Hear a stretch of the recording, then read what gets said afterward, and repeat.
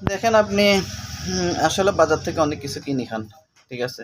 বাজার সম্বন্ধে আপনার কোনো আইডিয়া নেই। বাজার থেকে যে জিনিসগুলা কিনে খান, এগুলা আসলে কতটুকু আপনার আ শরীরের সাথে আস স্বাস্থ্যের সাথে আপনার ইনভলভ হয়। স্বাস্থ্যের সাথে আপনার মিসিং হয়। তো আমরা আসলে চাইলে আমাদের ছোটখাটো যে সুযোগগুলা আছে এগুলা কাজে লাগাইলে আমরা আসলে বাজার থেকে আম যে কাঁচা বাজারগুলা যে দৈনিক যে আমরা বাজারগুলা করি এগুলা কিনাও লাগে না। তবে আমাদের কাজ করতে হবে। কাজ করলে তাহলে মনে করেন এই জিনিসগুলো আমাদের কিনা লাগবে না। যো সো যেমন ধরেন আমরা প্রতিনিয়ত আমাদের মাছ কিনা লাগে। ঠিক আছে? আমাদের পাশে একটা বাড়িতে ছোট একটা পুকুর আছে। কিন্তু এই পুকুরটাকে আমরা কাজে লাগাতেছি না। এটাকে ফেলে রাখতেছি।